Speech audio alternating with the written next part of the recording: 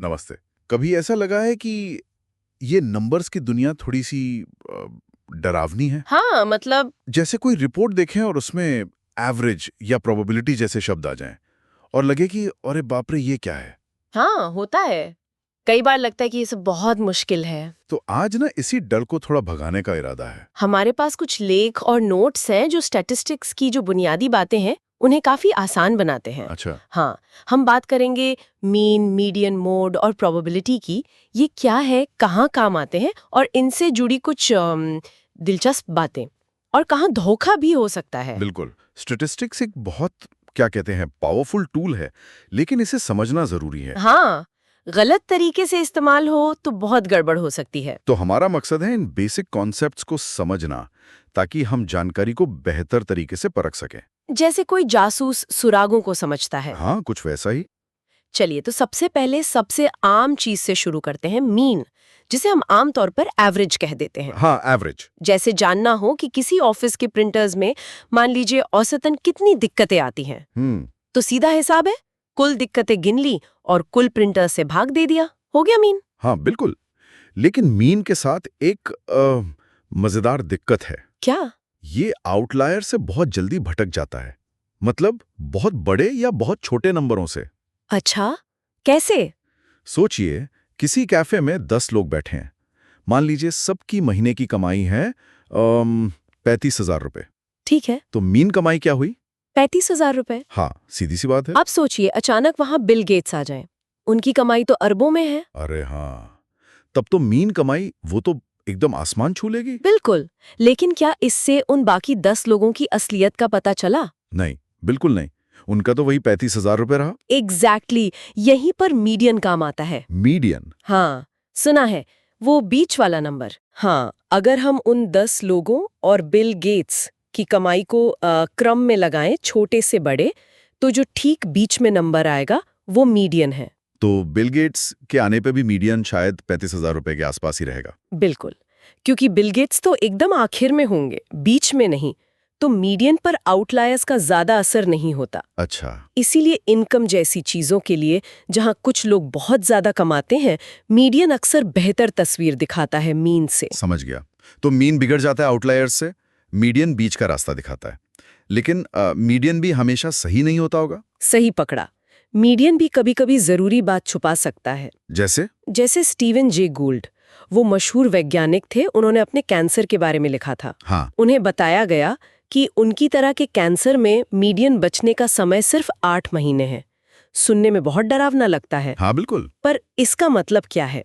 इसका मतलब है कि आधे मरीज 8 महीने या उससे ज्यादा जीते हैं। ओह। और उन आधे में से कुछ जो आउटलायर्स हैं, वो पूरी तरह ठीक होकर सालों जीते हैं। अच्छा। तो यहाँ आउटलायर्स बहुत मायने रखते हैं, वो उम्मीद देते हैं, जिसे मीडियन अकेला नहीं बता पाता। ये तो सोचने वाली बात है। और एक और होता है ना, मोड, वो क्या है? हाँ, मोड, वो तो और भी सीधा है।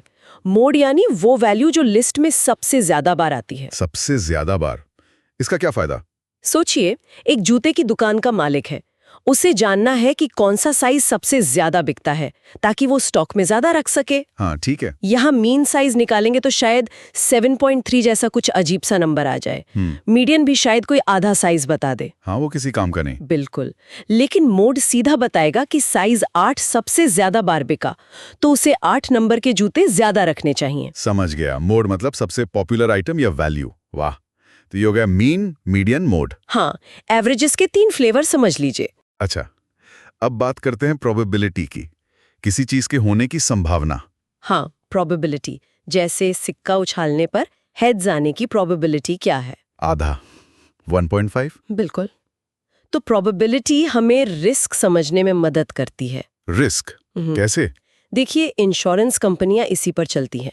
वो अंदाजा लगाती हैं कि किसी घटना जैसे कार एक्सीडेंट की प्रोबेबिलिटी कितनी है। अच्छा। और उसी हिसाब से वो प्रीमियम तय करती हैं। हाँ, लेकिन यही प्रोबेबिलिटी का हिसाब हमें ये भी बताता है कि कई बार जैसे सस्ते प्रिंटर पर एक्सटेंडेड वारंटी लेना, वो अक्सर पैसे की बर्बादी क्यों होती है। वो कैसे? वारंटी तो अच्छी चीज लगती है। पर सोचिए, उस सस्ते प्रिंटर के खराब होने की प्रोबेबिलिटी कितनी है? और अगर खराब हुआ भी तो मरम्मत का खर्चा कितना होगा? हाँ, शायद ज्यादा नहीं। अक्सर वो खर्चा वारंटी की कीमत से कम होता है और खराब होने की प्रोबेबिलिटी भी कम होती है। तो आप ज्यादा पैसे दे रहे होते हैं उस चीज के लिए जिसके होने की संभावना कम है। ओह, तो वारंटी बड़े महंगे रिस्क के लिए बेहतर है। हाँ, जहां नुकसान झेलना मुश्किल हो। अच्छा, और प्रोबेबिलिटी से जुड़ी एक और मजेदार चीज है हॉट हैंड वाला मिथक। हाँ, बास्केटबॉल में कि अगर कोई खिलाड़ी लगातार कुछ शॉट मार दे तो उसका अगला शॉट लगने की प्रोबेबिलिटी बढ़ जाती है। हाँ, लगता तो ऐसा ही है, लेकिन रिसर्च बताती है कि ये ज्यादातर सच नहीं होता। सच में? हाँ, ये बस संयोग होता है। जैसे लगातार 5 बार सिक्का उछालने पर हेड्स आ जाए, हाँ। तो क्या छठी बार हेड्स आने की प्रोबेबिलिटी बढ़ जाती है? नहीं, वो तो अब भी 50-50 है। बिल्कुल, बस ऐसा ही है। हमें लगता है कि कोई स्ट्रीक चल रही है, पर वो अक्सर बस चांस होता है। हमारा दिमाग पैटर्न्स ढूंढने लगता है रैंडमनेस में। ये तो दिलचस्प है। तो मतलब आंकड़ों के साथ काफी सावधान रहना पड़ता है। बिल्कुल। और क्या ध्यान रखना चाहिए? देखिए, सबसे जरूरी बात, आंकड़े खुद कुछ नहीं कहते, उन्हें पेश करने वाला कहानी बनाता है। हाँ, वो मार्क ट्वेन वाली बात, झूठ, सफेद झूठ और स्टैटिस्टिक्स। वही आंकड़ों को घुमाया जा सकता है, जैसे प्रतिशत बढ़ोतरी। अच्छा। अगर कोई टैक्स 1 रुपए से बढ़कर 6 रुपए हो जाए, हाँ, तो ये 500% की बढ़ोतरी है। बाप रे, 500%! सुनने में बहुत ज्यादा लगता है। हाँ, लेकिन असल में कितना बढ़ा? सिर्फ 5 रुपए। तो अगर बेस बहुत छोटा हो तो परसेंटेज इंक्रीज बहुत बड़ा दिखता है। ये ध्यान रखने वाली बात है। और वो प्रिसीजन और एक्यूरेसी वाला क्या मामला है? हाँ, ये भी जरूरी है। प्रिसिजन मतलब कोई माप कितना सटीक है, कितने डेसिमल पॉइंट तक है। एक्यूरेसी मतलब वो माप असलियत के कितना करीब है। एक उदाहरण? मान लीजिए आप गोल्फ कोर्स पर हैं।